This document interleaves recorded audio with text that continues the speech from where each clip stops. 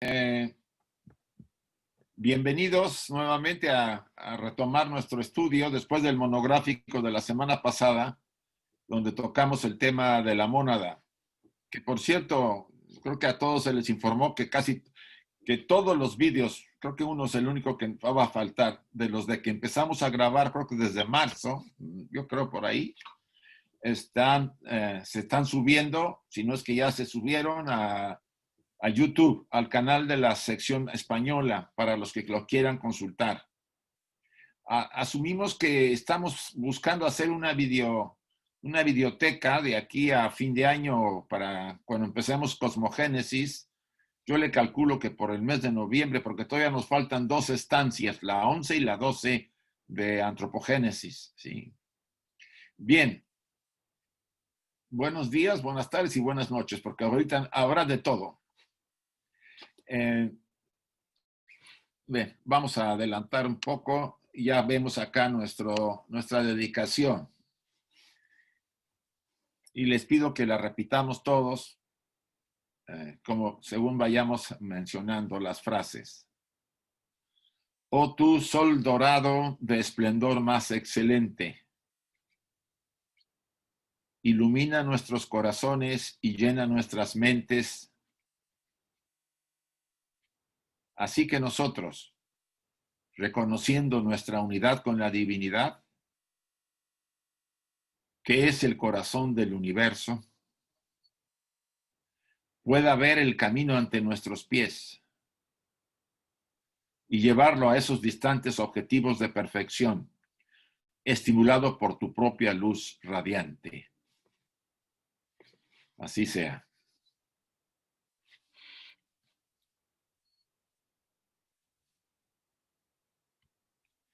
Bueno, las recomendaciones para el estudio, nuevamente, por si algunos son nuevos y les da tiempo a ver alguno de los puntos. Aquí, ustedes notarán que les he quitado el candado para entrar. Esto gracias a lo que una vez me dijo esta chica de Córdoba, digo, de Rosario. ¿Qué significa? Que pueden entrar y no tienen que estar, no tengo que estar yo dándoles el pase. Uno de los puntos que me gustaría tocar antes de iniciar es esto es un estudio, como lo hemos dicho, aunque se repita, como estudiantes de teosofía. ¿Sí? Significa que estamos compartiendo nuestras experiencias y nuestras capacidades de comprensión, sobre todo del material que Madame Blavatsky nos está facilitando, nos facilita a través de la doctrina secreta. Hace unos días yo tuve vamos a decir, un consejo de un amigo para mí muy importante, de un peso muy grande, si podemos llamarlo así, y me decía que, así con estas palabras, hay que preservar el legado teosófico. ¿Qué significa preservar el legado teosófico? Porque él me decía, hay situaciones muy complicadas en este momento y ese legado pudiera tener problemas para proseguir para las siguientes generaciones. El legado teosófico, todos ustedes y yo lo hemos estado, no solamente nos hemos alimentado de esos de hace muchos años y nos ha permitido de alguna forma ir creciendo poco a poco. Pero un legado no es suficiente con que leamos y que estudiemos, sino que, sobre todo, y me remarcaba este amigo a mí, la práctica de lo que estamos aprendiendo, la práctica diaria en nuestra vida diaria para transformar esta estructura, para hacer a la personalidad más noble, más equilibrada, más armoniosa. Y eso es preservar el legado. Obvio, el estudio, la difusión, el compartir, lo que estamos haciendo es parte de la preservación, pero sobre todo la práctica diaria es lo que va a permitir que esta enseñanza nos trascienda a nosotros, ¿no? Que no solamente nos haya beneficiado a nosotros, sino a las siguientes generaciones, que eso es muy, muy importante. Pero sobre todo también respetar este legado. ¿Qué significa respetar el legado que nos ha dado Madame Blavatsky o los maestros a través de Madame Blavatsky, porque ella siempre insistía que era una amanuense, que solamente había escrito lo que le habían pedido que escribiera, aunque hay muchas partes que son comentarios de ella. Respetar el legado, y para mí es mi opinión, y yo espero que así lo vean, es no entrar a la polémica para cuestionarla. Cada quien puede poder decir, bueno, yo esto sí me parece muy importante, lo voy a asumir, coincide con mi marco de referencia, pero esto no coincide conmigo. Bueno, pues ahí lo dejo. Pero no quiero entrar a esa polémica, por lo menos en este estudio. Yo no lo quiero promover ni lo voy a dejar que se promueva, porque eso sería cuestionar algo que nos parece, y a mí me parece importante, porque viene de los grandes seres y es un material sagrado. Esto no significa dogmatizar, ¿no? Por favor, compréndanlo. Yo puedo estar totalmente en contra de algunos puntos de vista, pero es mi opinión y mi reflexión. Pero hacerlo público, a mí me parece que ahí no hay un respeto a ese legado. Que cada quien lo investigue y que cada quien llegue al fondo de él mismo, por sí mismo, y asuma lo que quiere asumir y lo que no, pues lo puede dejar a un lado y después lo reflexiona y lo investiga. ¿Qué puede decirse de esto? Que esta enseñanza debe llegar y debe seguir adelante y llegar a las siguientes generaciones. Y es nuestra responsabilidad, en parte, porque somos parte de esta sociedad teosófica como miembros. Eso era el punto que yo quería insistirles a ustedes. Y pueden ustedes no estar de acuerdo con todo derecho, porque la libertad de pensamiento es uno de los grandes elementos que hemos conquistado en la sociedad. La sociedad se mantiene por esa libertad. Pero yo no voy a jugar un poco con esa polémica dentro de los estudios que hacemos. Si quieren en otras sesiones, en otro tipo de actividad, pueden hacerlo. A mí, yo quiero brindarle al conocimiento que estamos estudiando el respeto, el marco de respeto que merece. Esto me parecía importante retomarlo, por decir algo. Aquí está la famosa dirección para solicitar los medios, materiales y videos que quieran ustedes. No solamente a lo que estamos dando las charlas, sino se le dirige casi todos por vía Nuria, Carmen César, etcétera, y de ahí se les puede enviar los vídeos, sobre todo ahora. Yo casi hago referencia a todos y les digo que escriban a esta dirección que está abajo, actividades virtuales ste@gmail.com. ¿Sí? Esto es importante para los que quieran tener todos estos materiales. Bueno, aquí están las claves nuevas para el mes, no solamente de octubre, sino también de noviembre. Pueden ver ustedes ahí las fechas. Son las mismas claves para las 8 o 9 sesiones que estamos teniendo. Hay una fecha, si ustedes ven que el 12 no está de octubre.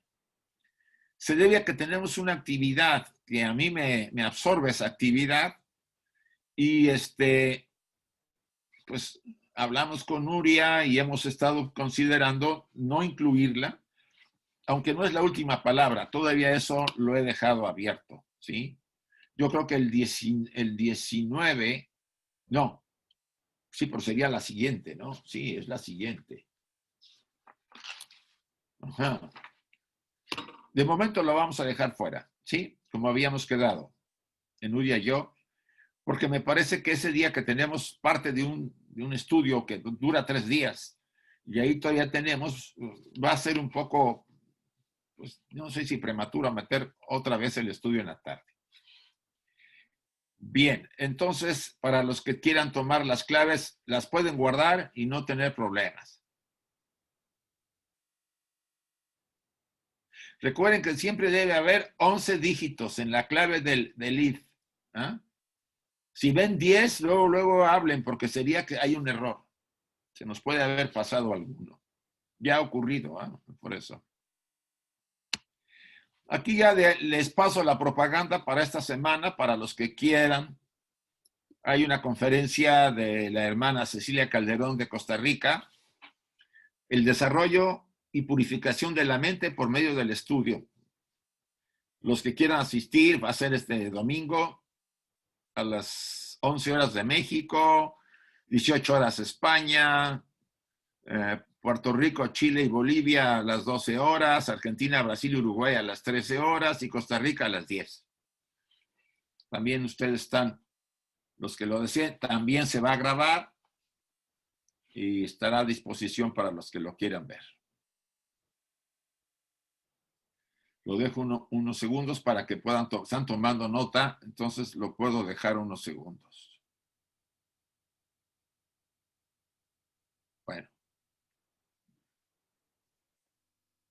En todos modos, Carmen, bueno, y Nuria, las que manejan el mail de información, van a incluir estos carteles, este y el siguiente, que la hermana Edith de Perú va a presentar otro tema el siguiente domingo. Vale. Pues vamos a empezar nuestro estudio. Aquí, en realidad, creo que tocamos esto en la última sesión antes del monográfico, pero quisiera retomarlo para que empezáramos otra vez. Creo que fue antes, una o dos imágenes antes de terminar, y los quiero retomar aquí a partir de este material. Dice, entonces la tercera y la cuarta, se está refiriendo a la tercera raza raíz y a la cuarta, a la raza Lemur y a la raza Atlante, crecieron en orgullo. Somos los reyes, decía, somos los dioses. Tomaron esposas de hermosas apariencia, esposas procedentes de los sin mente, ¿no? Los de cabeza estrecha. Engendraron monstruos, demonios perversos, macho y hembra, también Cado, con mentes limitadas. Cado es la referencia no la estoy indicando, pero tiene que ver también con una alteración. El producto de esa relación fue una anormalidad. Construyeron ellos templos para el cuerpo humano. Rendían culto a varón y a hembra. Entonces el tercer ojo cesó de funcionar. Recuerden que el tercer ojo duró hasta el final de la tercera raza Lemur. A partir de la cuarta raza, los dos ojos de enfrente se desarrollaron. No es de la tercera, es de la cuarta, la vista que ahora tenemos. Y el tercer ojo se absorbió y quedó dentro del cuerpo, del cerebro, ¿sí? Y se perdió la capacidad, ¿no? Vamos a decir, recuerden que eran semi-espirituales, la tercera raza Lemur. Muy puros al principio, pero pronto con la mente cuando empezó a despertar, que no fue dada a mediados de la tercera raza raíz, la humanidad, si podemos llamarlo así, porque eran seres menos densos, más etéreos todavía, lo suficientemente etéreos, empezó a ser absorbida las capacidades por la parte inferior, o sea, la mente concreta se fue como adueñada de las pasiones de cama, los deseos, y tuvo que ver ahí mucho de la llamada caída, que más que en el hombre, como hemos estado hablando, se asume que fueron responsables, así lo dice la Madame Blavatsky en estos pasajes, que ya estamos repitiendo, la jerarquía que no quiso entrar a tiempo a mente en ese momento. Okay. Se retrasaron en la entrada. Estoy repitiendo un poco. Tales fueron los primeros hombres. Fue el orgullo. Finales de la tercera raza, principios de la cuarta. Recuerden que en la tercera y cuarta raza había lemures que también se les podía llamar lemures atlantes, porque realmente la cuarta raza surge de la tercera, ¿no? Se van encadenando. Entonces, los lemures atlantes, sobre todo ellos, porque llegaron a tener, Madame Blavatsky dice que la civilización lemur-atlante fue tan magnífica y tan grande, mucho más que la actual. ¿En qué sentido? Probablemente desde otro enfoque que a nosotros nos costaría más trabajo, que es el uso de la magia, los poderes, las facultades, para activar maquinaria y equipo y seres, ¿no? Autómatas que estuvieron moviéndose y que en general eso provocó mucho la destrucción de los atlantes, ¿no? El hundimiento de la Isla Blanca, lo que quedaba del continente atlante. El recuerdo de esta tercera raza y de los gigantescos atlantes es el que se ha transmitido de unas razas y generaciones a otras hasta los días de Moisés, y que ha encontrado formas objetivas en los gigantes antidiluvianos. Esos terribles hechiceros y magos de quienes la Iglesia romana ha conservado unas leyendas tan vívidas y al mismo tiempo tan desfiguradas. Por supuesto, el pasaje bíblico en el Génesis lo menciona, ¿no? Que los hijos de los dioses, tomando a las mujeres de la tierra, engendraron en la relación gigantes y los instructores de la humanidad. Hubo las dos variantes. Sobre el tema de los gigantes, más adelante los vamos a volver a retomar, porque Blavatsky habla de que la ciencia en su momento, en su época, pues le daba muy poco validez a eso. De aquí he repetido, porque estas dos imágenes ya las habíamos visto. Entonces aquí empezamos con, creo que algo del tema nuevo. ¿Cuál es la religión de la tercera y de la cuarta razas?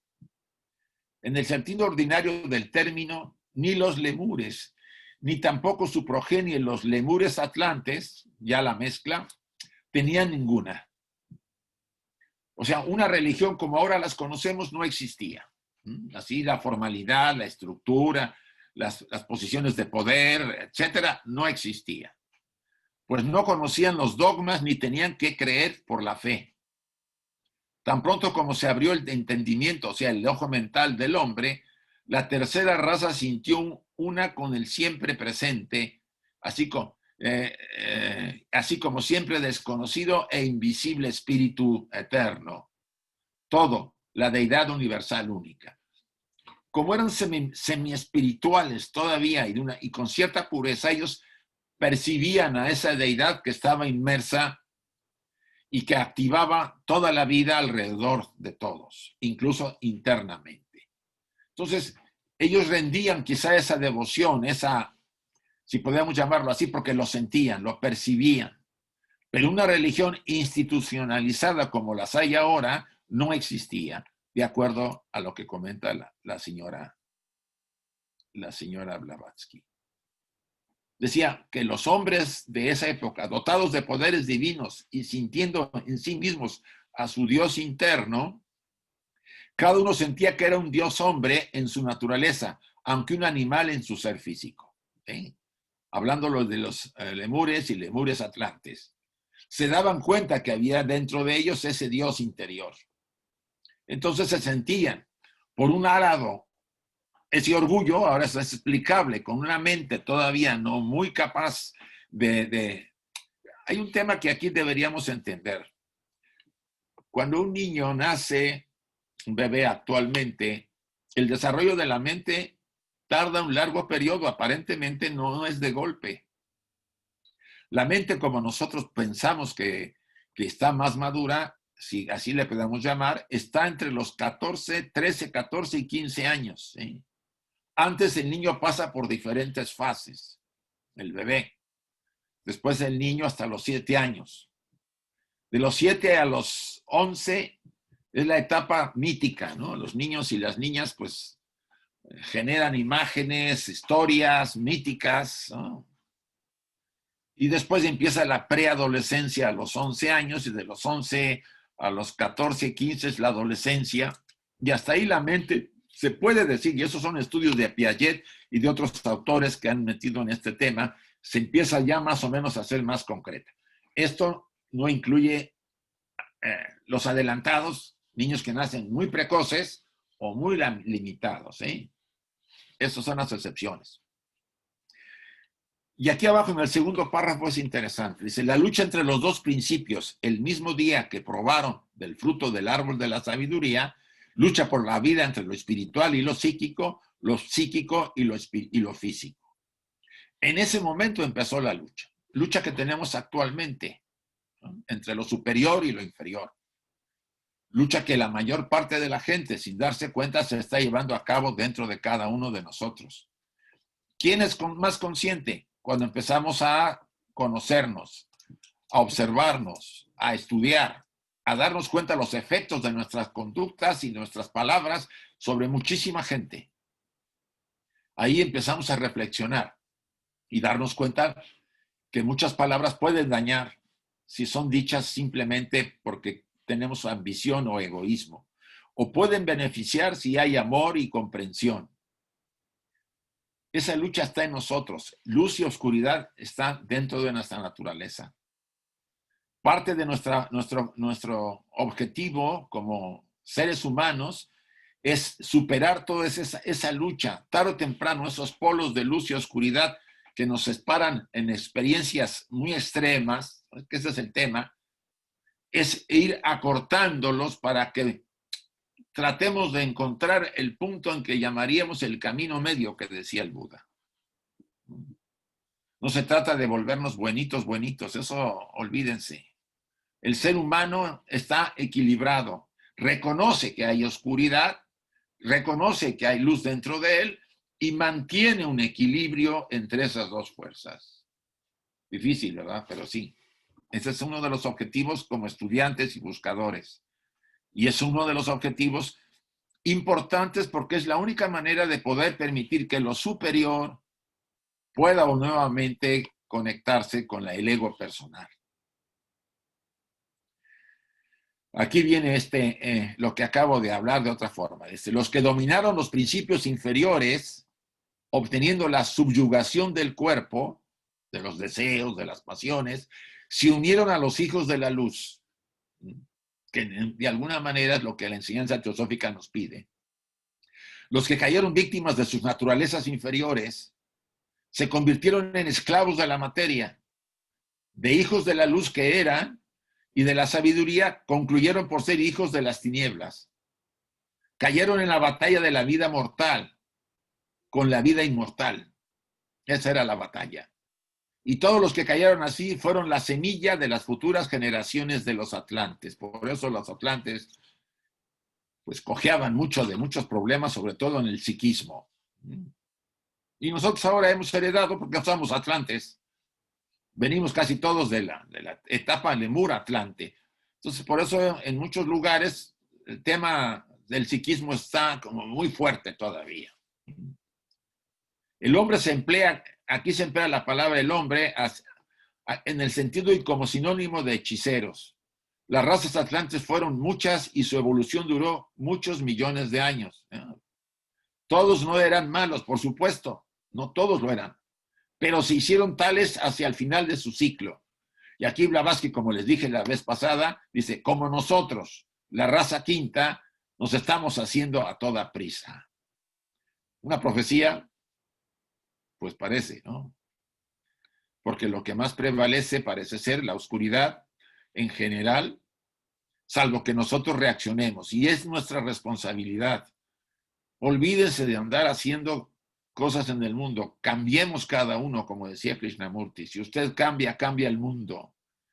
Vamos a ir dominar esos principios inferiores y obtener la subyugación del cuerpo para que nos unamos a lo elevado que hay en nosotros, al ser divino que está en nosotros. Que somos lo verdadero, no es la estructura que ahorita creemos que somos y que somos subyugados constantemente. No me refiero a ninguno de ustedes, sino en general por las partes inferiores que tenemos, ¿no?, en un momento dado. Que tenemos que tener comprensión, sí. Que tenemos que tener cierta paciencia también. Pero no debemos cejar en luchar, en trabajar para ser mejores seres más nobles, más equilibrados. Voy a abrir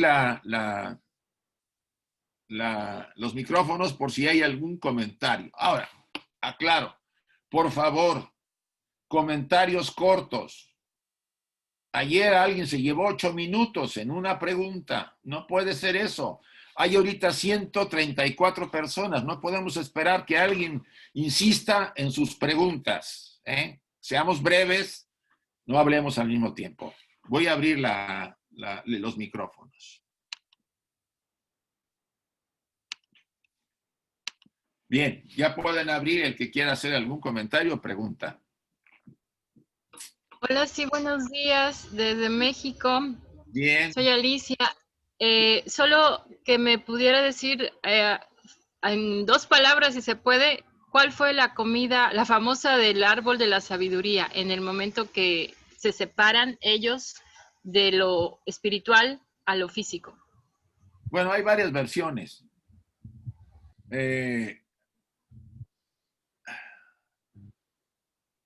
Si seguimos la versión del Génesis, es muy simbólica, bastante simbólica. Probablemente Carmen en su cursito que va a dar de simbología y teosofía lo trate más ampliamente. En realidad la sabiduría es la entrada de las jerarquías, los manasaputras, los kumaras, que nos dan el conocimiento, nos dan la mente, manas. Eso se llama el árbol de la famosa serpiente que estaba en el árbol, son estas jerarquías. A ver, ya para concretar. Y, es el otorgamiento de la mente de las jerarquías al ser. sí. Esa sería la caída. Ok, muchas Pero gracias. el problema no de los hombres, sino de las jerarquías que se retrasaron en darlo. Porque unos las dan a tiempo y otros dicen, no, todavía no, porque están todavía medio no formados bien. Esos fueron los que realmente, por lo que dice la señora Blavatsky, cometieron el fallo kármico de no entrar. Entonces los amente hicieron de las suyas, pero no voy a repetir. ¿Sí? Sí, gracias. Hola, Isaac. Soy Salomón. Sí, Salomón. Oye, una preguntota. En la raza Lemur y en la Atlante, que estaban localizadas en ciertas zonas geográficas, ¿el resto del planeta estaba habitado o nada más habitaban así por esas zonas y después se fue poblando la tierra con la nueva raza? ¿Cómo sería? No, estaba poblada, pero eran núcleos más pequeños y quizá más primitivos las formas. En el libro de Platón, donde él habla de la Atlántida, que le compartió el conocimiento a un sacerdote egipcio, el sacerdote le decía a Platón, dice, ustedes, su pueblo, es más antiguo de lo que se imagina. Así le dice. Ustedes guerrearon contra los atlantes cuando el continente Atlante todavía, o el continente, la Isla Blanca todavía estaba sin hundirse. Entonces, la población que existía en el mundo estaba desperdigada, pero los núcleos de desarrollo más fuertes estaban en las finales de la etapa Lemur-Atlante, que empezaba el Atlante, porque Lemuria, o Mu, como le llaman, se fue hundiendo también por partes, pero fue destruida por el fuego y después se hunde en el agua, ¿sí? Los atlantes fueron por agua, totalmente, ¿no? Entonces, no es que nomás hubiera en este lugar, había en el mundo, pero no había núcleos de desarrollo como existían en estos dos pueblos. Vale. Gracias. Y otra pregunta, Patricia, ¿ya preguntaste? Tengo 2 preguntas para usted. La primera es que en el momento de los Atlantes, que fue inundación por agua, ¿es lo mismo que se sucedió con lo que sería el Arca de Noé?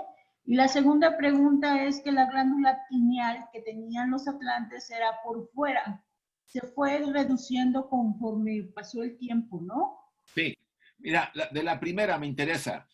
Es obvio que el tema de Noé es un reflejo de lo que ya los caldeos, ¿sí? Los primeros pueblos mucho más antiguos que casi todos, ya habían mencionado en sus mitos, ¿sí? El mito de Eridu y de Gilgamesh, etcétera. Ya se habla del hundimiento, vamos a decir, de la catástrofe por el agua y que se habían salvado en una nave, en una barca gigante, muchos de los que habían sobrevivido. ¿Qué pasó después? Y Blavatsky insiste mucho en ese sentido. Los demás pueblos tomaron mucho de la información de los caldeos o los antiguos, los pueblos más antiguos, porque creo que más antiguos que los egipcios en cierta forma, copiaron y lo arreglaron conforme cada uno su tradición, porque está inmersa en todas las tradiciones estos diluvios. No nomás ha habido uno, ha habido varios, pero de este calibre, este fue uno de los más importantes. Incluso pueblos en Latinoamérica, los mayas, los aztecas, en algunos códices revelan vamos a decir, ese hundimiento y esa catástrofe que afectó casi a todo el planeta. ¿Está? Ok, gracias. A ti. Zach, Sí, Chuy. comentas de los atlantes que salieron y pues, ellos tenían una inteligencia mayor en algunos casos y había ciertas características especiales. Sí. ¿Será que los descendientes de ellos serían los magos después o algo parecido como Merlín en el futuro? Mira, el psiquismo, como lo conocemos, sobre todo el psiquismo bajo, en India le llaman los siddhis inferiores y los siddhis superiores. Los siddhis inferiores o psiquismo bajo, de la estructura de la personalidad, entre comillas, puedes desarrollarlo a través de un gran esfuerzo, sin ser místico ni ser puro, pero con muchos riesgos, ¿sí? O sea, la clarividencia y la clariaudiencia y otro tipo de siddhis o de poderes, facultades psíquicas se pueden incrementar, o sea, se pueden despertar, porque todos los poseemos, ¿sí? Todos lo tenemos. Eso es un punto. Los siddhis superiores, los espirituales, solamente con la transformación del individuo y la vida pura y un corazón verdaderamente transformado. La época Atlante, sobre todo al principio de las subrazas, recuerda que cada raza tiene 7 subrazas, ¿no?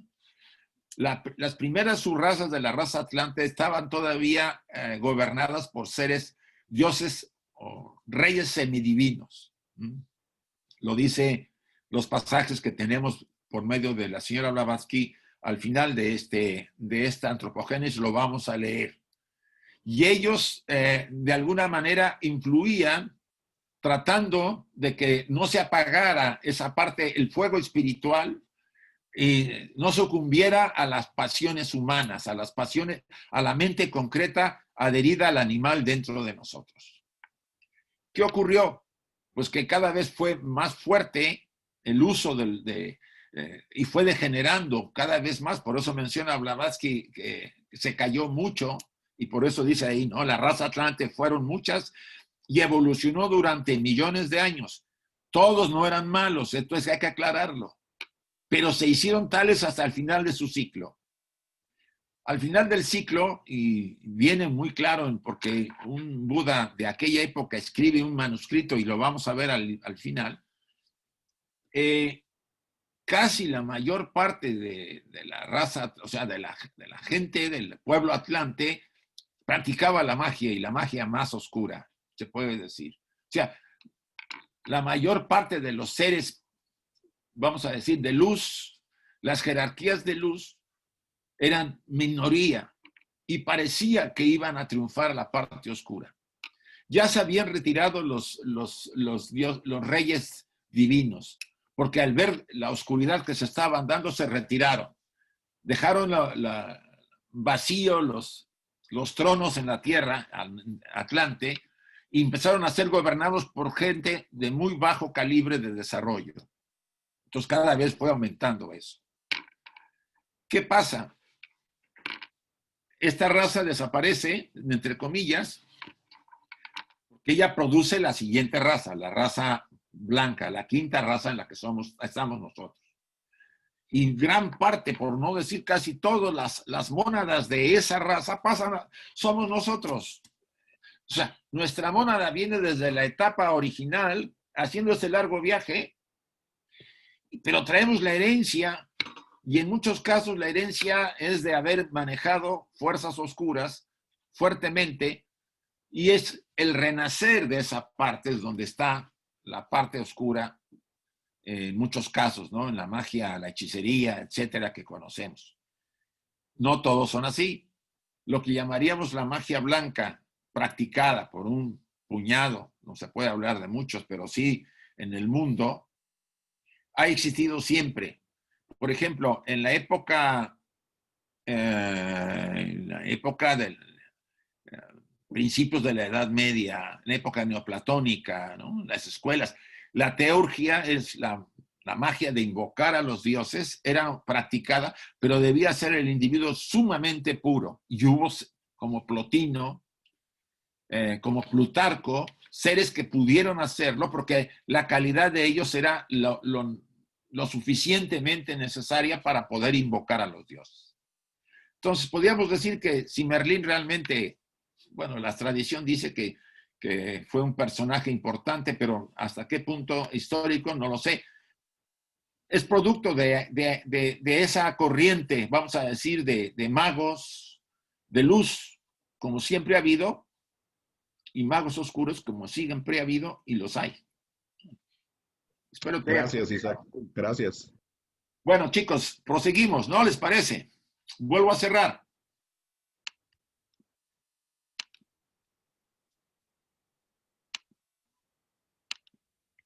Bien.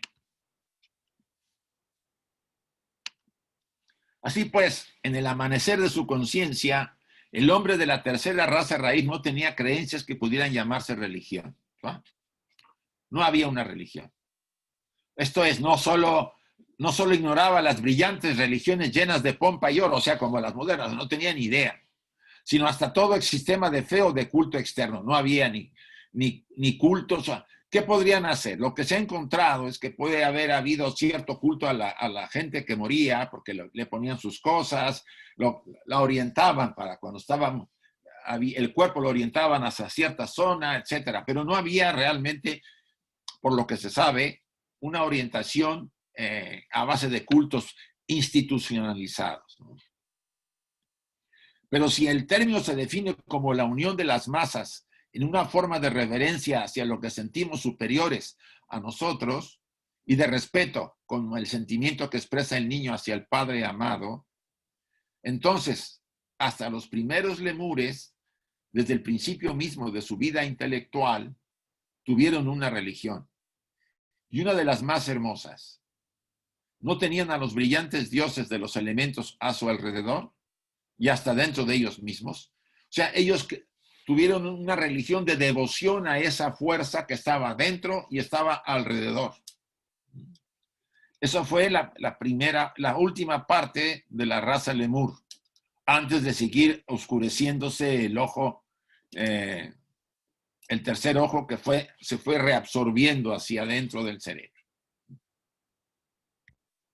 Pues la evolución del espíritu en la materia no hubiera podido tener nunca lugar, ni hubiera recibido su primer impulso si los brillantes espíritus no hubiesen sacrificado su esencia supraetérica respectivas para animar al hombre de barro, dotando a cada uno de sus principios internos con una parte o más bien con un reflejo de esta esencia.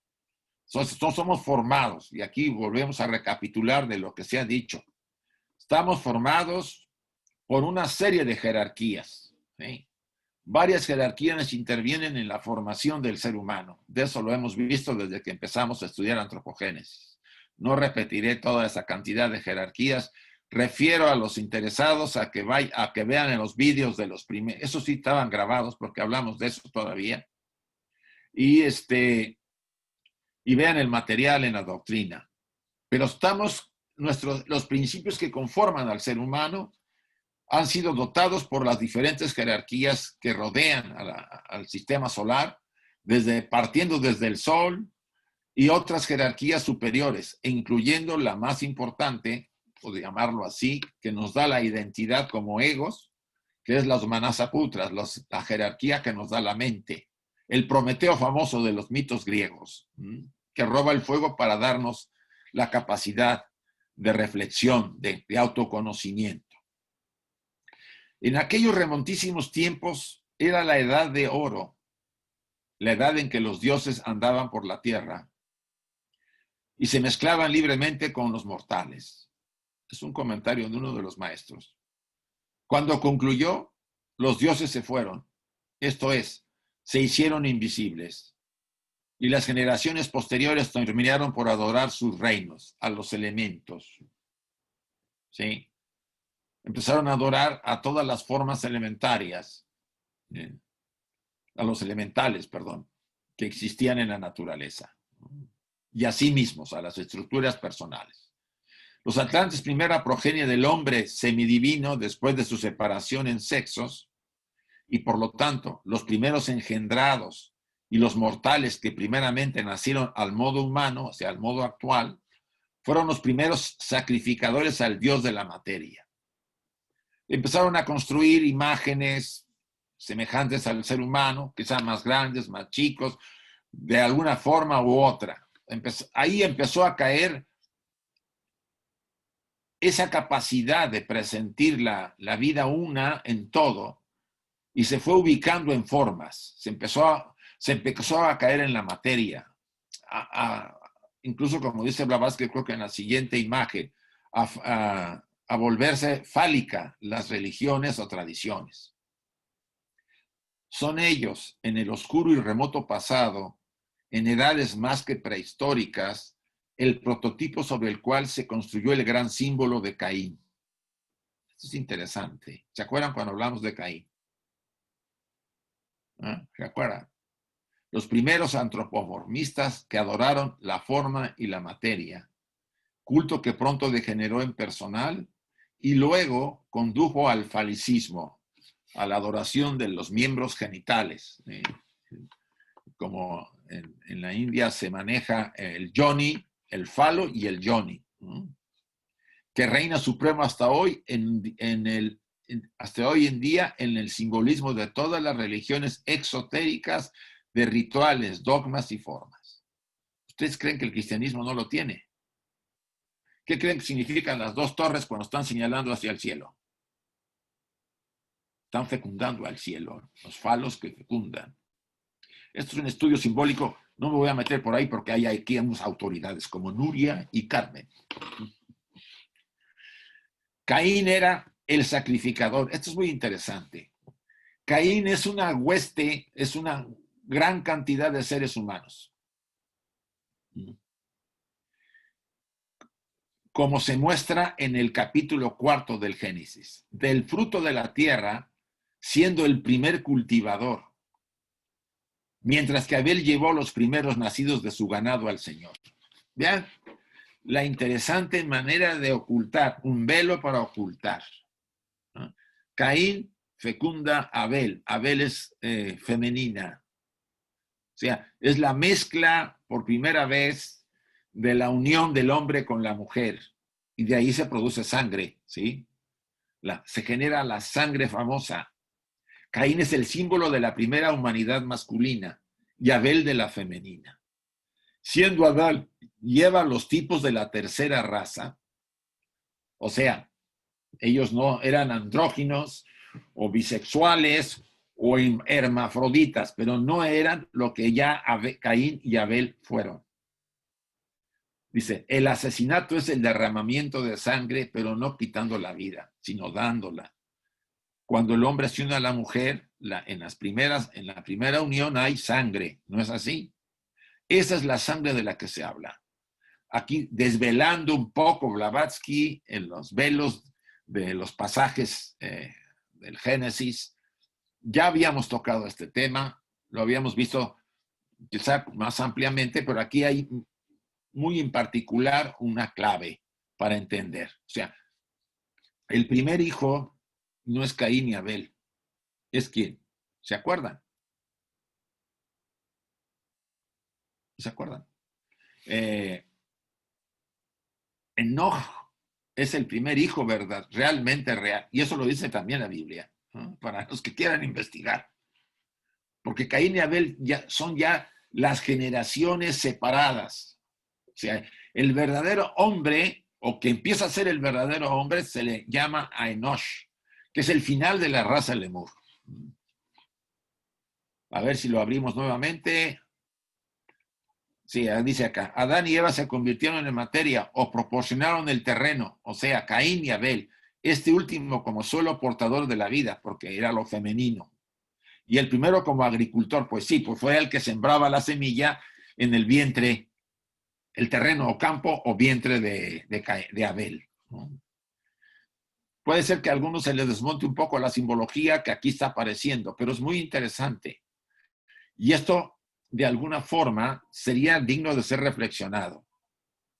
Una cosa es la letra muerta de la Biblia, querer interpretar según lo que dice, y otra cosa ver a través de la simbología.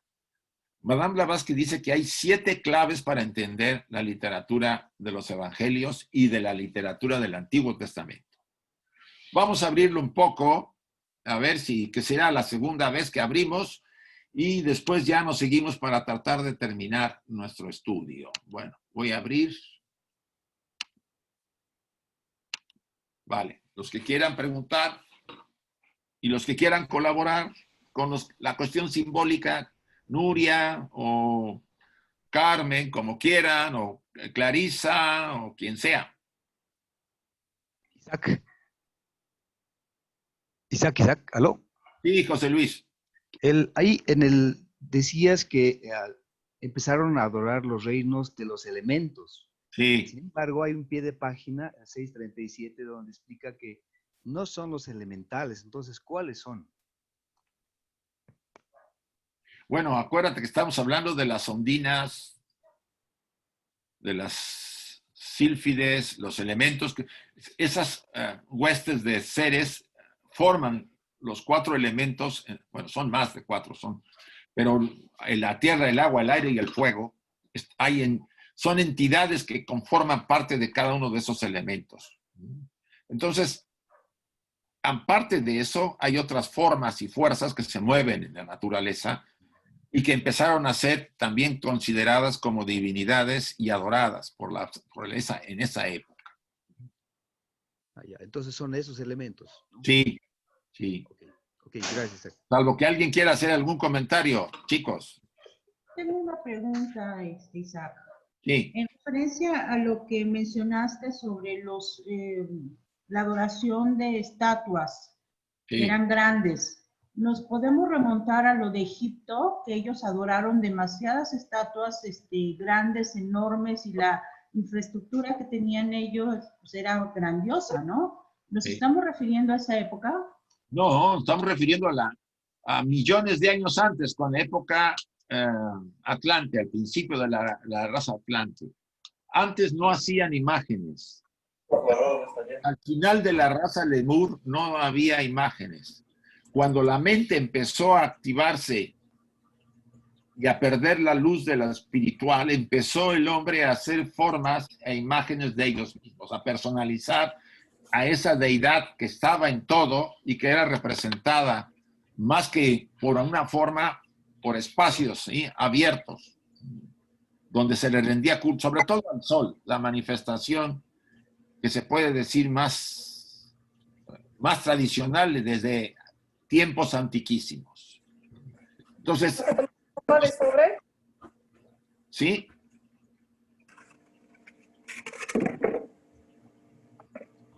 Vale. Si alguien más tiene una Pauli, sí. Hola, buenas tardes. Habla Adriana. Oye, entonces según antes, para procrear eran entre hermanos, porque Caín y Abel eran hermanos, ¿no? No, eran humanidad femenina y humanidad masculina, seres que estaban ya. Eso es todo un velos, Adriana, para entenderlo. Si nos vamos con la letra, estamos fritos. Sí, porque... No eran hermanos. Hermanos todos somos, si quieres verlo así, porque venimos de la... No, pero biológicamente está prohibido entre hermanos porque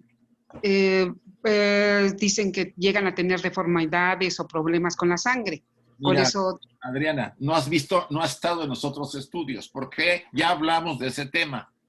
Ya se había dicho que en un principio eso era factible, porque los hombres se mezclaron con los animales y había progenies.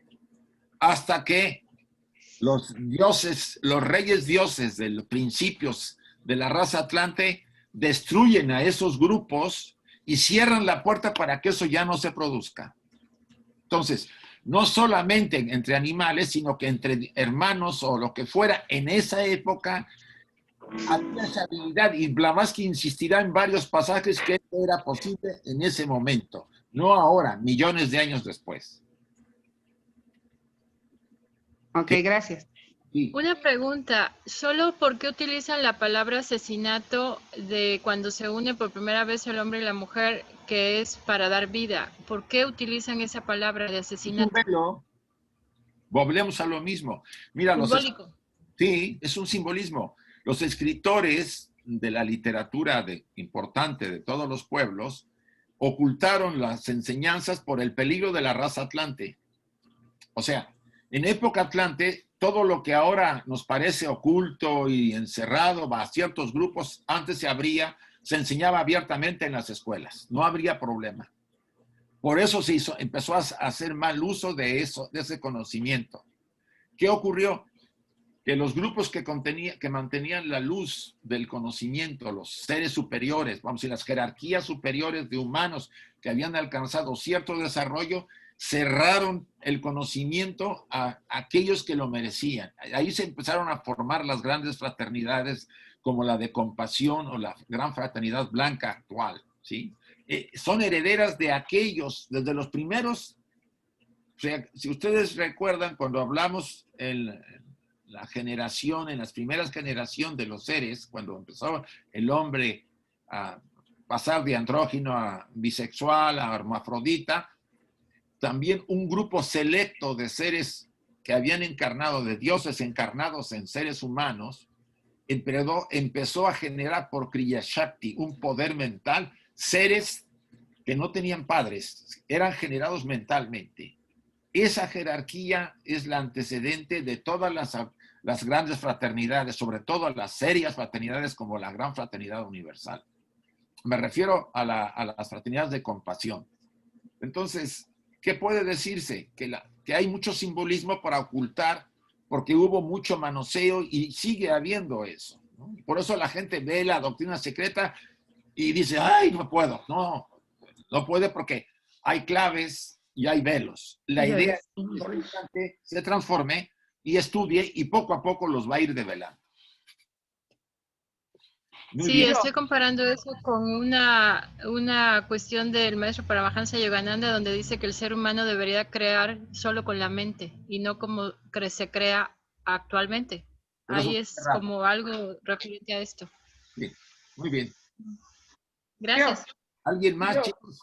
Sí, yo estoy entendiendo que Caín es una hueste, que es una gran cantidad de gentes, Sí. y Abel es el terreno del campo. Entonces, es como si esta hueste fecunda a Abel, que es el terreno, y Sí. se produce una fecundación que es otra generación Sí, de seres humanos, que es exactamente el mismo simbolismo de Adán con Eva.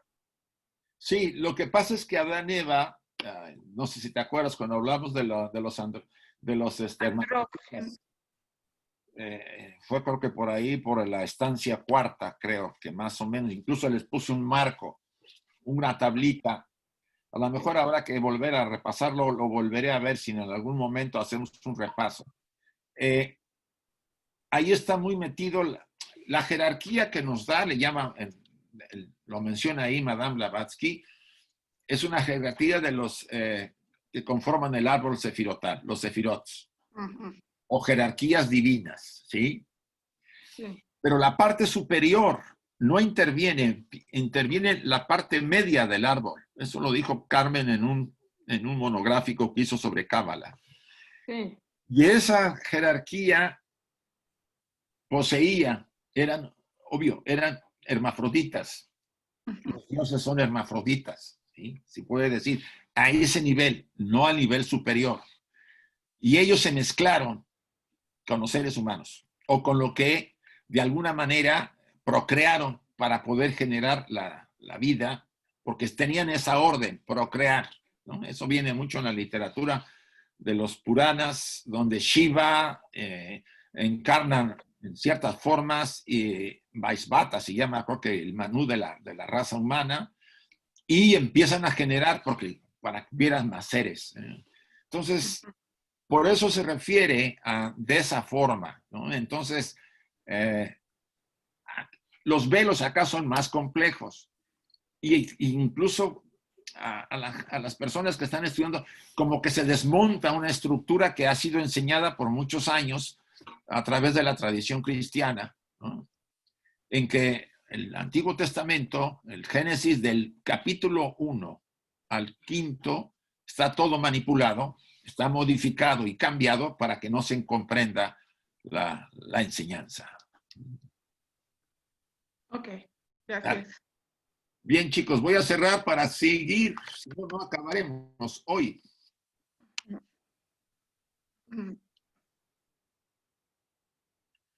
Hoy, a ver, silenciar a todos. Vale.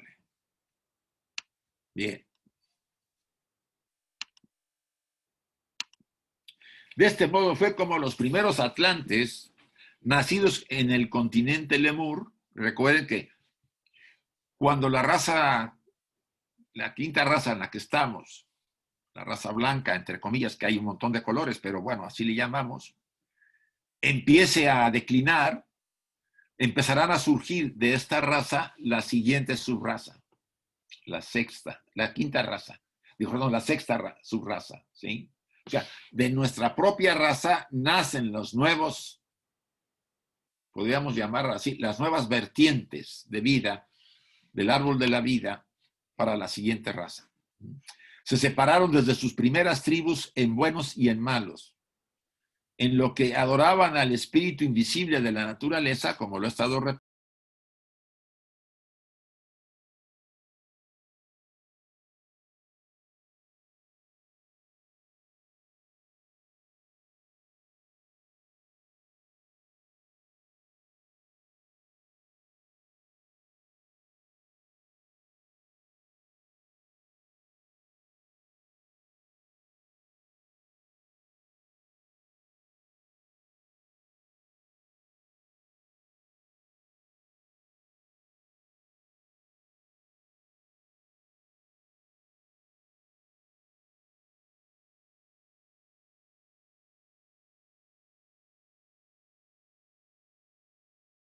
progenitores.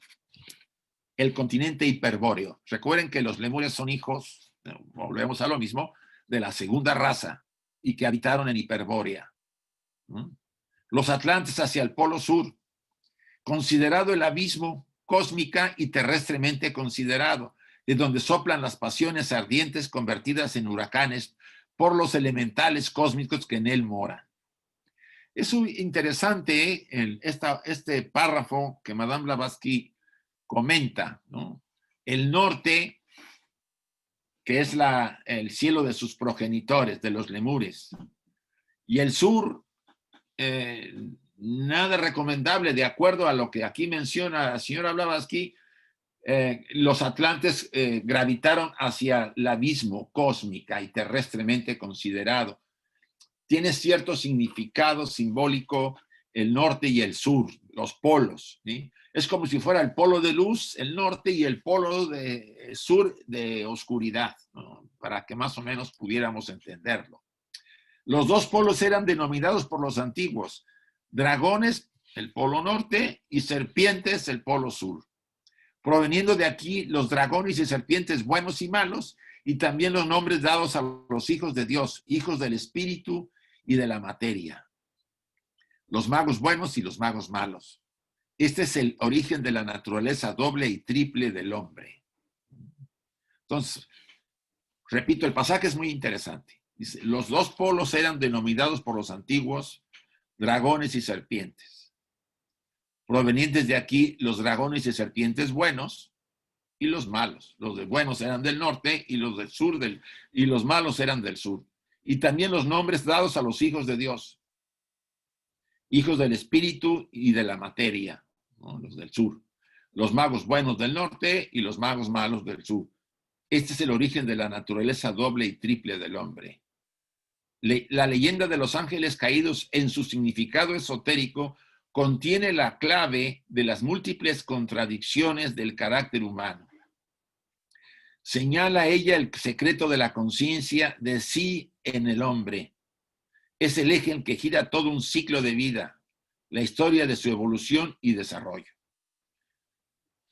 El tema de los ángeles caídos lo hemos estado viendo, pero como que hay temas que tendremos que volver a darle. Al final de la estancia 12, cuando terminemos la última estancia, veo, por las preguntas que hace, que habrá que repetir, que habrá que hacer una especie de reprise muy general, monográficos, por ejemplo, monográficos del tema del hermafrodita, de los bisexuales, de los andróginos, por ejemplo, para que quede claro, la simbología y el proceso de generación de los seres humanos.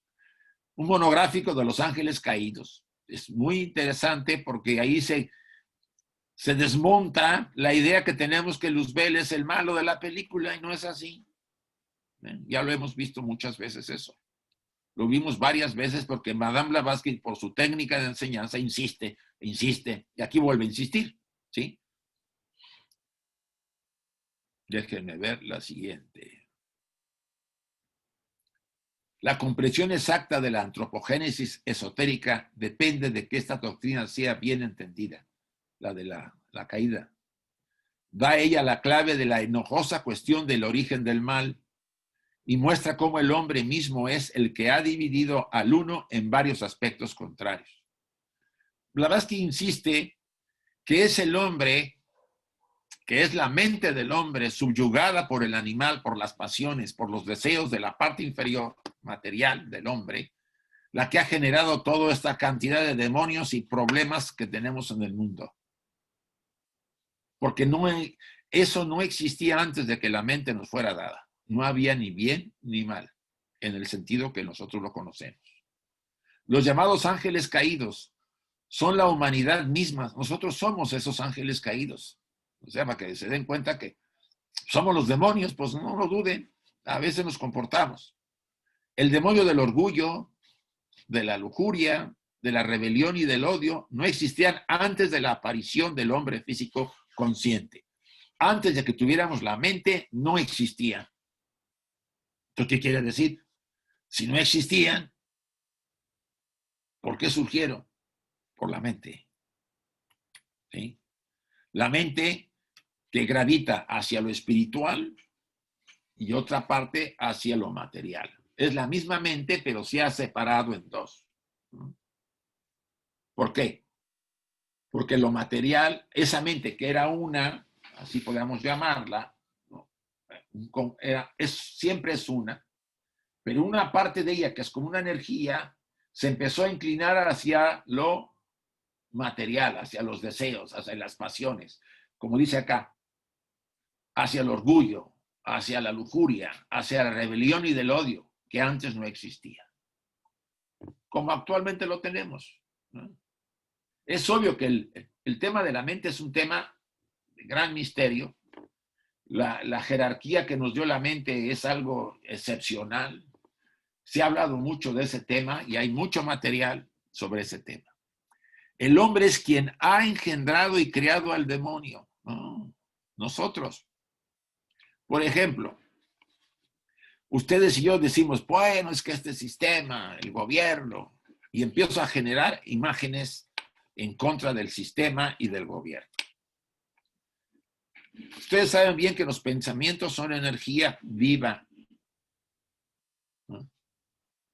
Si ustedes y yo centramos nuestra atención y concentración en esos pensamientos, les damos cierta vida y permanecen en la atmósfera flotando. Son formas de energía. Acuérdense el librito del señor de Annie Besant y de Led Bitter, Formas de Pensamiento. Entonces, ese pensamiento se lo lancé a X persona porque me cae mal, porque lo odio, porque es un político malo. Y como no soy el único, le lanzamos constantemente y acaba el señor. Si no tenía esas ideas, se acaba en convertir en eso. Si no las tenía, inducimos. Y si las tenía, lo reforzamos en lugar de ayudarlo. Por eso somos los creadores del demonio y le ha permitido desarrollarse en su corazón esos odios, esa violencia, eso no olvidar lo que me han hecho esto, por el orgullo y la vanidad y todo lo que ustedes y yo nos podemos imaginar. Él es también quien ha contagiado al Dios que mora en él mismo, enlazando al espíritu puro con el demonio impuro de la materia. Ese es el pobre de Prometeo encadenado. ¿Por qué creen que está encadenado? Está encadenado a la mente concreta y no lo suelta. Por eso no puede retornar a su verdadero hogar. Y solamente en la noche, cuando dormimos, él se libera, de acuerdo al mito. Este pasaje debería hacernos reflexionar interesantemente en nosotros, en nuestras capacidades para crear. Vuelvo a repetirlo porque me parece importante. Los llamados ángeles caídos no son un grupo por ahí, somos nosotros. Nosotros caímos en la generación. Los ángeles que nos dieron la mente están dentro de nosotros. Somos una jerarquía. Es una jerarquía que contiene luz y oscuridad. Por eso el demonio del orgullo nos empezó a envanecer, y de la lujuria y de la rebelión y el odio. Empezamos a descabellar en lugar de elevarnos, como dice en otro párrafo, algunos lograron dominar al animal y al cuerpo y se elevar. Otros como nosotros pues hemos caído. Y la progenie de esta humanidad, la quinta raza, pues está llena de eso. Yo no digo que no hay las grandes excepciones, pero la mayor parte de nosotros estamos poseídos por esos demonios. Y si hemos ido detectándolos, los estamos trabajando para evitar que sigan haciéndonos daño a nosotros y a otros. El hombre es quien ha engendrado y creado al demonio. Y le ha permitido desarrollarse en su corazón. Él es también quien ha contagiado al Dios interior que mora en él mismo, enlazándolo al espíritu puro con el demonio impuro de la materia. Por eso está bien amarrado y casi siempre evita. Yo digo que casi siempre, nunca en la mayor parte del término medio de seres humanos se les ocurre pensar que el liberador está en nosotros y que la vida de la que percibimos con los sentidos es lo único que hay. Dormir, comer y hacer el sexo. Y olvídese, eso lo hace un animal. Nos comportamos como animales. Y el animal está más desarrollado que nosotros en muchos sentidos, porque no se mata entre nosotros. No se mata entre ellos como nosotros nos matamos.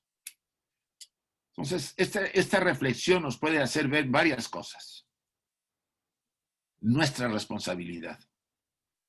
Lo que podemos hacer para cambiar esta inercia que está llevando la humanidad. Como lo dijimos al momento en la introducción de este estudio, nosotros somos los que podemos hacer que este cambio se produzca. Cambiando nosotros primero. Influiremos, conectaremos con la gran parte de nuestra humanidad y influiremos, aunque sea con una gota de nobleza, de amor y comprensión. Y si lo hacemos varios, habría un cambio total, o por lo menos un gran cambio. Déjenme una más para que ya vayamos terminando y abrimos para compensar preguntas. Debe haberse hecho ya evidente que nuestras enseñanzas tienen muy poca probabilidad de ser imparcialmente oídas, por supuesto. Al presuponer, como lo hacemos, de que A, la aparición del hombre primero que la de los otros mamíferos y aún antes del periodo de los grandes reptiles. O sea, ya había hombres antes que todo. Fue el primero que aparece. De acuerdo a la enseñanza de antropogénesis.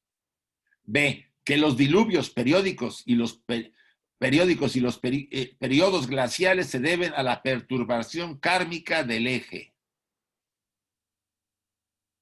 ¿Y quién creen que genera esa perturbación kármica? Nosotros. C, el nacimiento del hombre de un ser superior a lo que el materialismo llamaría un ser sobrenatural, aunque solo es superhumano. Por eso, dice Madame Blavatsky, es evidente que nuestras enseñanzas serán poco o probablemente de ser imparcialmente oídas. Van a ser criticadas y atacadas. Sobre todo por la ciencia. Aunque no vamos a hablar ahora de que toda la ciencia, porque hay algunos personajes dentro de la ciencia que están inclinándose a la investigación cada vez más de las fuerzas sutiles y a ver otro tipo de cosas. Bueno, uno de los que se abrió mucho fue el señor David Bohm con Krishnamurti. Entonces hay casos ya de cambio, pero aún la mayoría es materialista, niega todo este tipo de cosas, las tacha de tontas, de supersticiones, etc. Bien. En lo personal, como estudiantes, ¿qué podríamos hacer? Respetar la enseñanza, como le dije hace rato. Tratar de que el legado siga adelante. Y si yo tengo opiniones en contra de alguna afirmación que hace Madame Blavatsky, investigarla por mi cuenta. Pero en la enseñanza tratar de que siga adelante y ser respetada. Porque esta está influyendo y influirá en las siguientes generaciones para hacer cambios. Quizá en el fondo no nos agrada saber que nos han engañado desde hace mucho tiempo con tantas cosas como nos han dicho del origen del ser humano y de las religiones actuales, etcétera, etcétera. Eso en el fondo nos mueve demasiado. El marco que tenemos de nuestra, entre comillas, verdad nos incomoda pensar que hemos sido manipulados. Sí, hemos sido manipulados. Yo fíjense que ayer leyendo un material que me llegó por otro lado, les comento lo siguiente. ¿Se acuerdan ustedes que en el momento en que el Cristo, Jesús, el Cristo, es crucificado, él dice unas palabras, ¿por qué me has abandonado? De acuerdo a la traducción que se ha hecho. Madame Blavatsky dice, las verdaderas palabras no es ¿por qué me has abandonado? Y ella pone claramente las frases que vienen del griego al latín y del latín a lo que tenemos en nuestro idioma. Dice, ¿por qué me has glorificado? No, ¿por qué me has abandonado?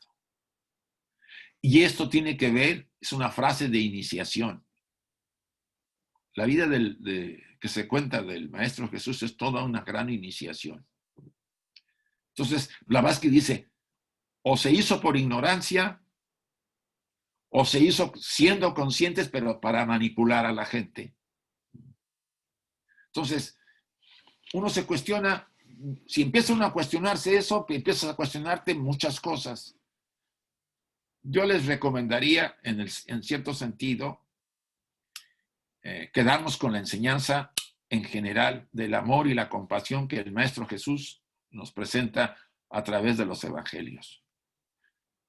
Y lo demás, relativizarlo. Es una opinión. Bien, voy a abrir porque quiero llegar hasta acá y dejar, si hay preguntas o comentarios, o me tiran los tomates. Qué bueno que no hay símbolos de tomate, porque yo ya dije el otro día, y no, qué bueno que no hay. Vale, abierto está. Isaac, ¿puedo comentar alguna cuestión, por favor? Clarisa. Bueno, como es en relación a la diapositiva anterior, a esta última, respecto a... ¿La podéis poner? Sí, al final, las últimas palabras, enlazando al espíritu puro con el demonio impuro de la materia. Que en la propia señora Blavatsky, en el primer tomo de Cosmogénesis, ella afirma en repetidas ocasiones, ¿no?, que la materia es siempre virgen. Sí. Entonces aquí, cuando llegamos a estas afirmaciones, tenemos que también tratar de ver a qué se está refiriendo, porque el contexto es complejo, ¿no? Sí. Lo que se puede pervertir en realidad no es la materia en sí misma, sino las formas. Podemos poner un ejemplo que creo que casi todos los que estamos aquí presentes y muchísimas personas más conocen, y es el caso de las pruebas que hizo Masaru Emoto por medio de los cambios de vibración en los cristales de agua, los cristales helados. Entonces, los átomos que había ahí eran los mismos, pero cuando cambiaba la vibración, cambiaba la forma y por lo tanto podía pasar de un estado de cristales de una belleza increíble a formas horrorosas porque le emitía una vibración dañina allí, aquella materia. O todo lo contrario, unas estructuras deformes que se convertían en estructuras bellas por medio de esa influencia de la vibración, una ley que no deberíamos nunca descuidar, tenerla como muy presente. De manera que nos demos cuenta que la impresión que causamos por medio de nuestra actividad mental, emocional y física a las formas, la propia forma en nosotros y también por la influencia a nuestro alrededor, que es importantísima, muy importante, que consideremos esto siempre, lo tengamos como muy presente. Gracias. Isaac Magali. Sí, Magali. Bueno, yo en mis estudios, para mí siempre ha sido chocante lo de Caín y Abel. Para mí es casi frustrante lo de Caín y Abel porque la iglesia nos va diciendo cosas cuando éramos pequeños, bueno, pero después que he ido estudiando y estudiando, yo tengo algo dentro de mí, quizás una clave. Porque el quinto principio, esa jerarquía del quinto principio, que es la mente, esto es un comentario que voy a hacer, ese quinto principio, que es la mente, es el que nos libera o el que nos atrapa. Entonces, yo siempre he visto que Enoc, el primer hijo de Adán y Eva, fue la mente. Cuando ellos consiguen la mente, se miran y dicen, wow, comienzan a conocerse. Y para mí ese símbolo es la mente. Y cuando entra el proceso de Caín y Abel, la mente se divide en esa dualidad.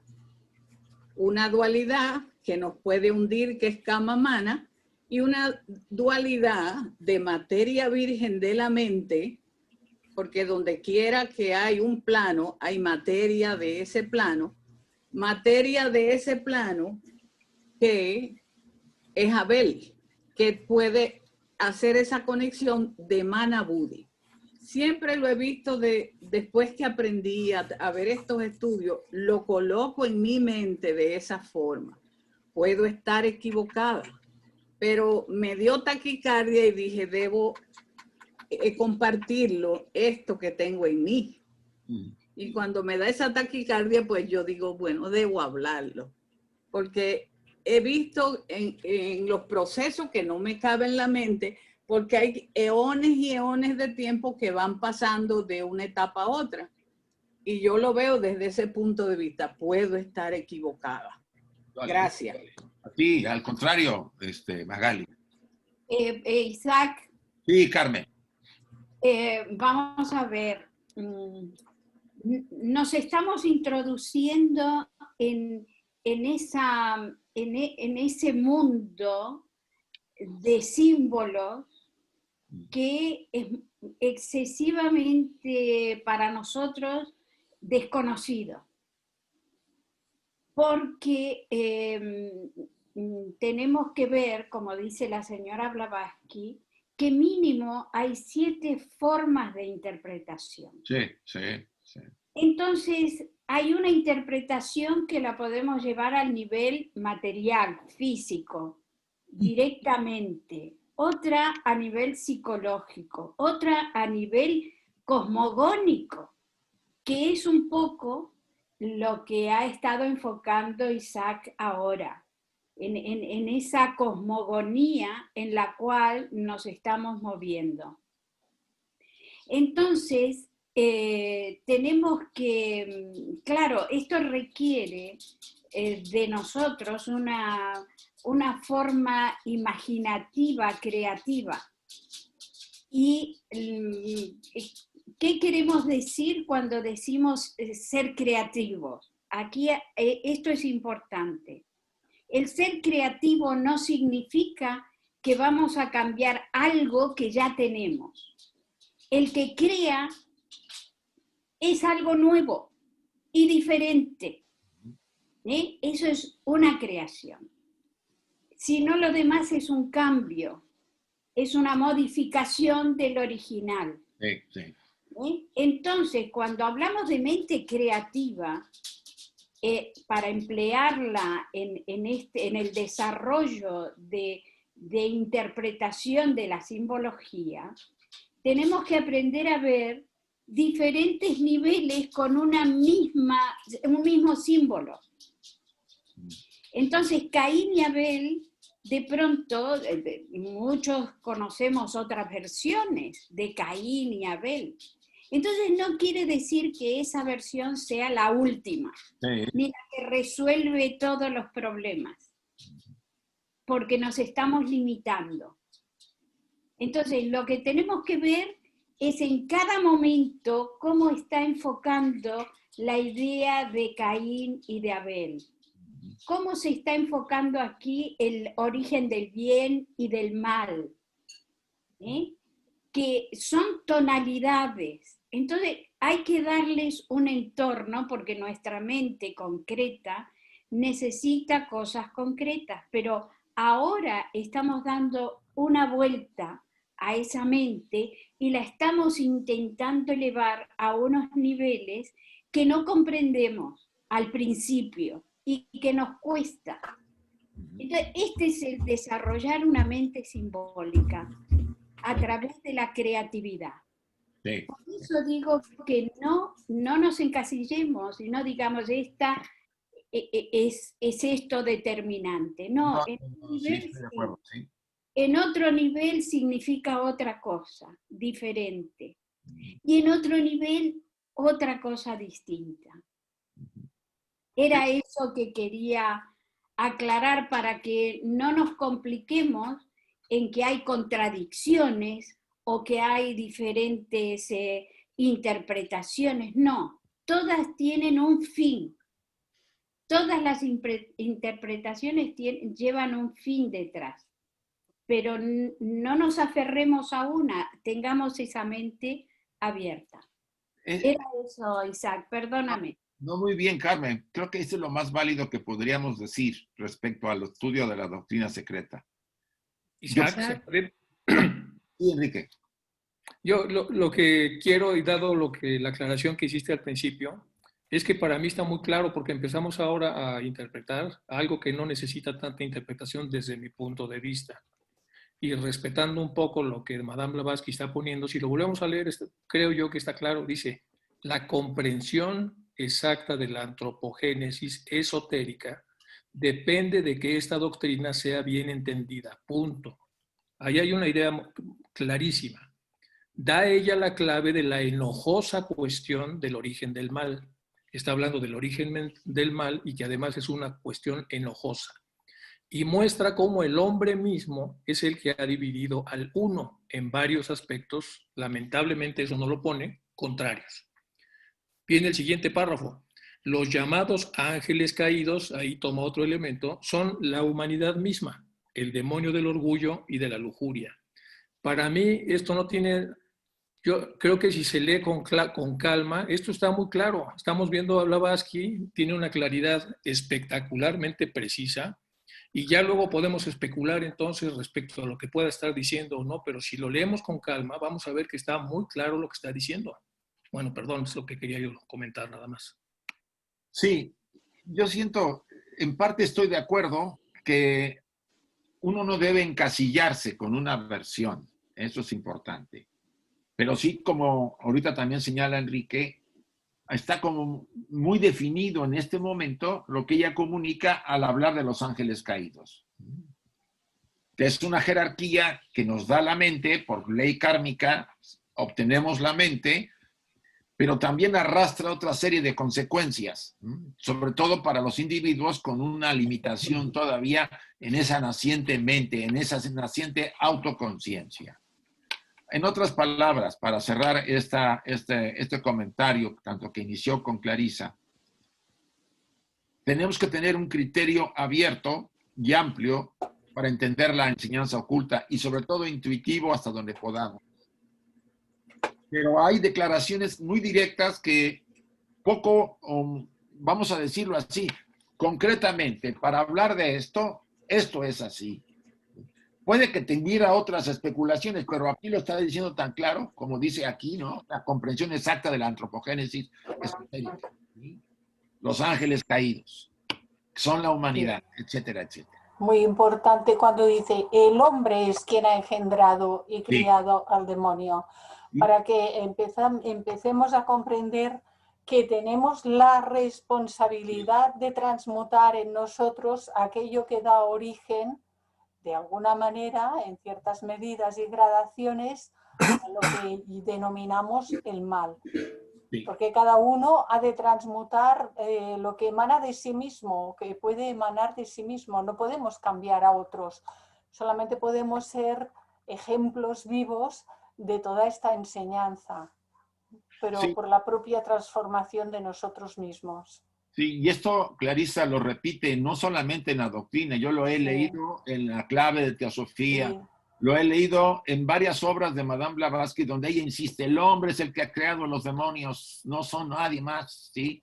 Culpamos a ciertas cosas que nos han enseñado, pero que no es así, el hombre es el que es capaz de revertir todo este tema.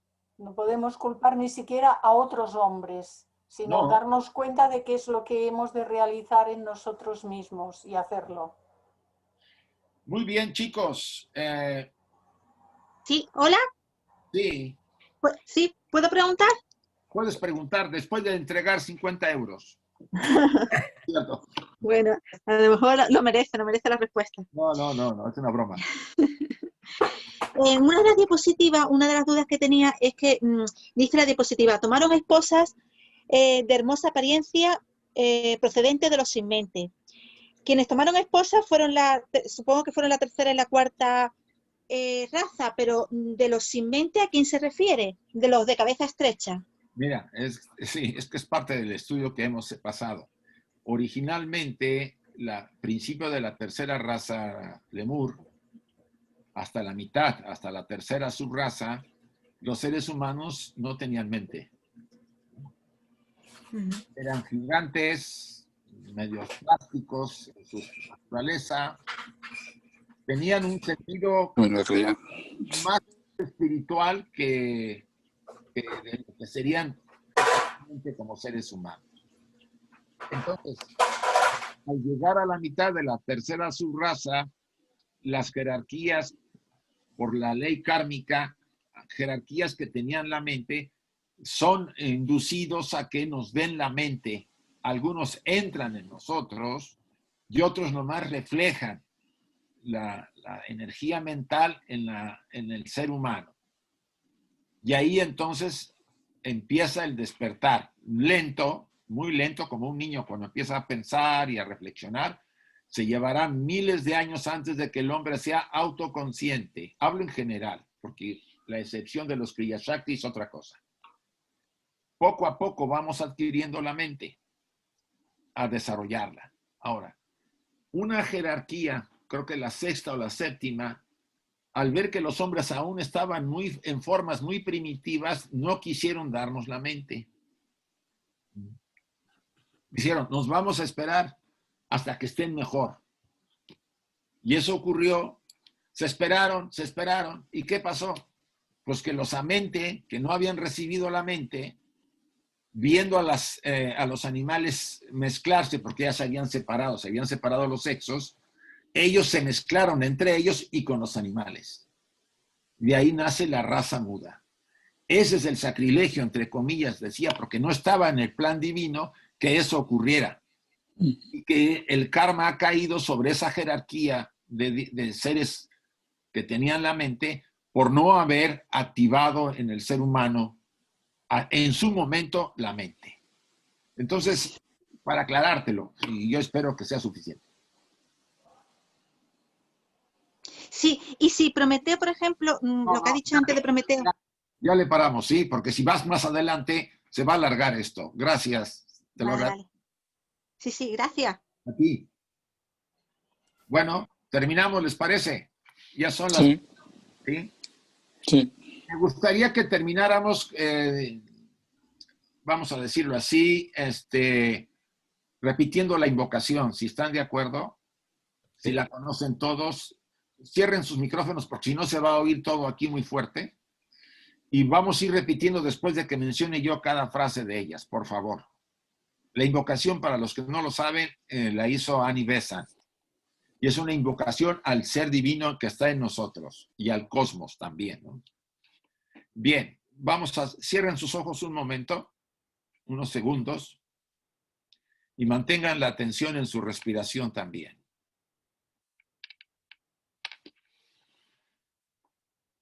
Y les pido que después de cada frase que yo mencione, ustedes la repitan, por favor.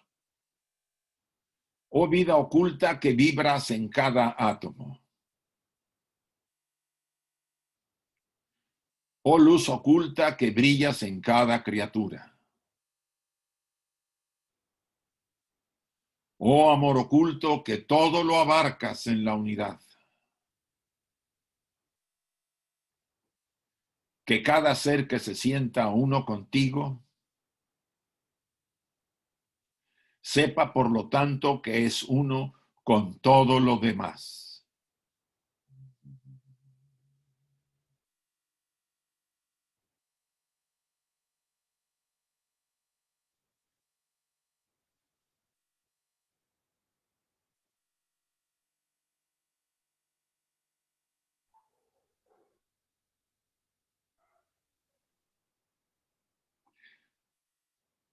Así sea y gracias a todos.